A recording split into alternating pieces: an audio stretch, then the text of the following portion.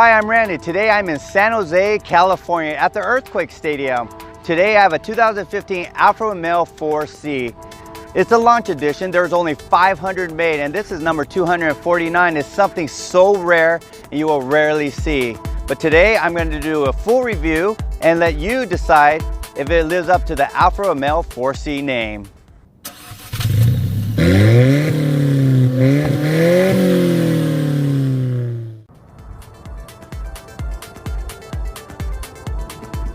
The Alfa Romeo is an Italian sports car that was built for the track. With its Italian curves and inspired Ferrari looks, it's one of the most unique and best looking cars I've ever driven. If you want attention, well, this is the car to get. This launch edition has carbon fiber trimmings on the headlight housing, spoiler, and side view mirrors.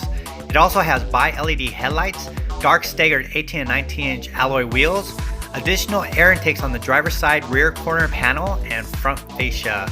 It has red brake calipers, racing tuned suspension and exhaust system. Also comes with leather sport seats and Alfa Romeo red stitching throughout the car. The carbon fiber light housing with the 4C logo is so sharp and highly detailed. I found myself staring at these like I stare at a 4K TV at Best Buy.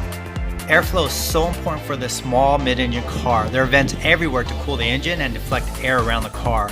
On the front fenders, near the hatch, behind the doors, another one behind the bottom of the driver's door, the radiators underneath the bumper, and the vents on the side of the glass on the hatch.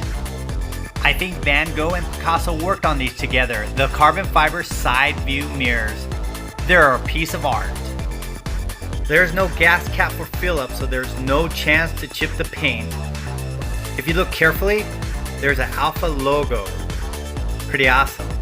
The 4C features a mid-mounted turbocharged 1.7 liter 4-cylinder engine that puts out 237 horsepower and 258 pound-feet of torque. Now those numbers may seem low, but keep in mind this car only weighs 2,440 pounds. It can sprint 0 to 60 in just 4.3 seconds. There's a hint of turbo lag under fast and heavy acceleration, but it doesn't take the excitement out of the experience at all. The exotic chassis is composed of a central carbon fiber tub with aluminum subframes. Total weight is only 236 pounds. That's only 50 pounds more than me after eating a 4x4 at In-N-Out Burger. This inspired supercar does not have super storage. It has a little cubby hole for your wallet, tire gauge, or a pack of gum. Just like some supercars, when you look through the rear window, you see the awesome engine. The adjustable seats and steering wheel make it easy for you to find that perfect driving position. The simple graphic digital display system is easy to read and use. The 4C only comes in dual clutch transmission. The paddle shifters were a little small, unlike the Ferraris and GTRs. The center console is at a minimum to save weight. There isn't much to it, but it does have all the essentials like a radio, air conditioner, heater, radio. Oh, did I say radio? Yeah, there isn't much, but you're not going to use it because the engine will just drown it out. The selection for gears are all button driven.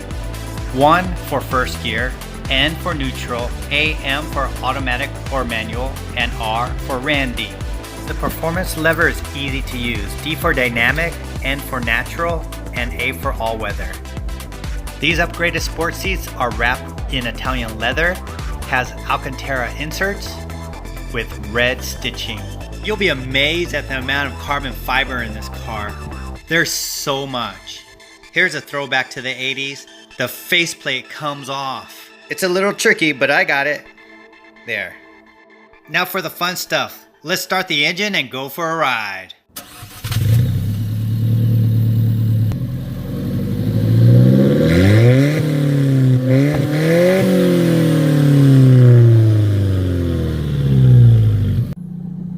So here I go, the Alfa Romeo 4C.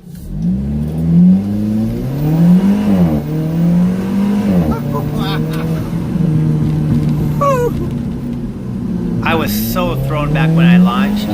I could hear the turbo spool up and blow off valves release air. With little insulation, I could hear everything. The gears changed almost as fast as the Porsche's PDK. I was amazed that there was hardly any body roll, and that was due to the stiff chassis and suspension. I think I was going faster than I was being lowered to the ground, and the engine pushing out 120 decibels. Who needs the radio when I have the engine right behind me? That's music to my ears. I had so much fun driving the 4C. It's definitely a car you can take in the canyons or track. Long trips though may kill your back. And getting in and out may be tough, but if you can get in gracefully, you should audition for Cirque du Soleil. I wish I could have driven the 4C longer, but I had the Porsche Cayman GT4 to review. The 4C is definitely a car you should consider if you're looking for a BMW M2, Porsche Cayman, or Jaguar F-Type.